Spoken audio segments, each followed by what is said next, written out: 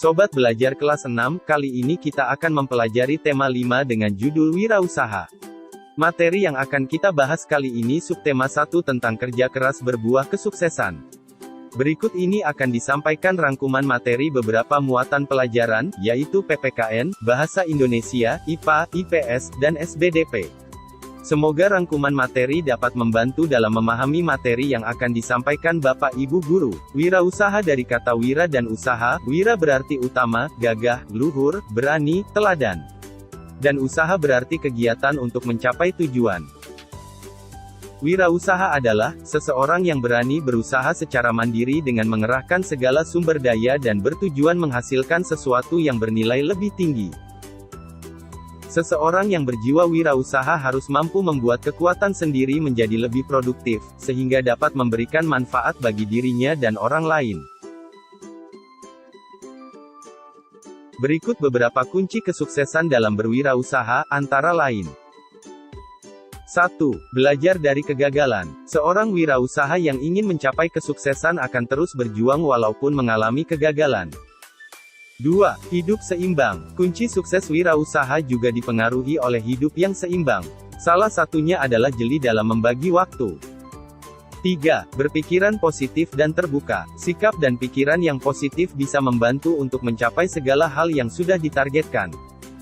4. Kompetitif dan kerja keras. Seorang wirausaha harus memiliki konsep yang jelas, dan lakukanlah dengan fokus dan hindarilah sikap menunda-nunda pekerjaan.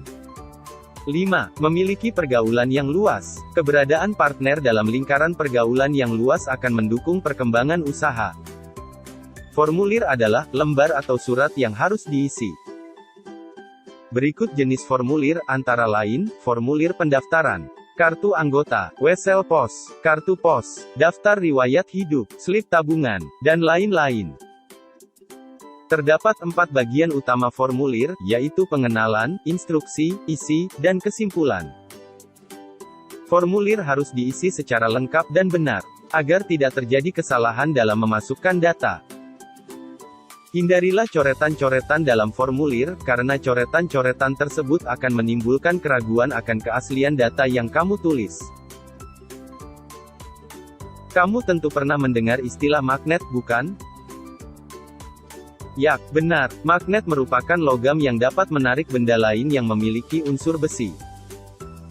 Magnet mempunyai sifat-sifat, yaitu dapat menarik benda-benda tertentu. Mempunyai gaya tarik. Gaya magnet dapat menembus benda tertentu. Magnet mempunyai 2 kutub, kutub utara dan kutub selatan. Ada 2 jenis magnet, yaitu 1. Magnet alam, adalah magnet yang diperoleh dari tambang. Magnet jenis ini berupa logam yang sudah bersifat magnet dengan sendirinya. 2. Magnet buatan, adalah logam yang sengaja dibuat menjadi magnet oleh manusia. Berikut bentuk-bentuk magnet, yaitu magnet batang, magnet silinder, magnet jarum, magnet magnet ladam atau tapal kuda, dan lain-lain. Salah satu contoh peranan Indonesia dalam hubungan internasional terlihat melalui MEA. MEA adalah singkatan dari Masyarakat Ekonomi ASEAN. MEA adalah realisasi dari tujuan integrasi ekonomi negara-negara ASEAN. MEA diresmikan pada tanggal 31 Desember tahun 2015. MEA memiliki tujuan, yaitu menjadikan anggotanya sebagai kawasan yang memiliki daya saing tinggi dalam hal ekonomi dan tentunya tetap diatur dalam peraturan kompetisi ekonomi seperti perpajakan, perlindungan konsumen, dan lain-lain.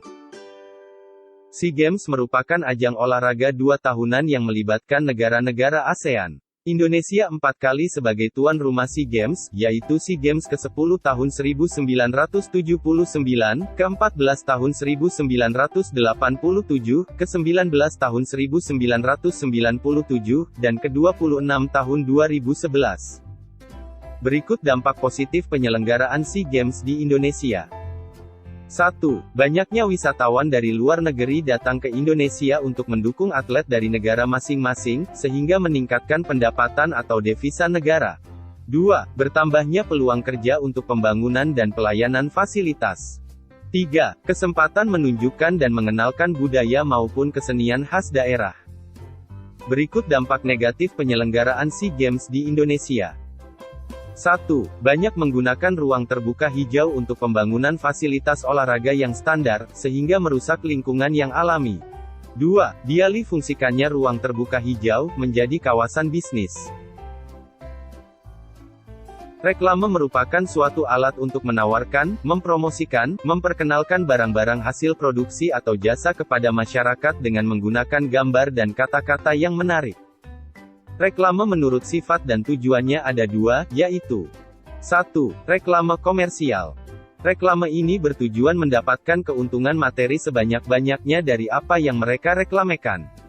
Contohnya, iklan sabun mandi, pasta gigi, makanan, pakaian, dan lain-lain. 2. Reklame non-komersial. Reklame non-komersial atau reklame idil adalah reklame yang mempunyai tujuan tidak untuk mendapatkan keuntungan materi. Isi reklame ini berupa ajakan, himbauan, saran, peringatan dan informasi-informasi. Contohnya, poster ajakan 3M, menguras, menutup, dan menimbun. Reklame ajakan untuk belajar wajib 12 tahun, dan sebagainya.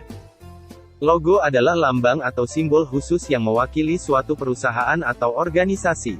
Tujuan pembuatan logo adalah membuat lambang gambar yang dapat membedakan perusahaan, produk, layanan, dan jasa.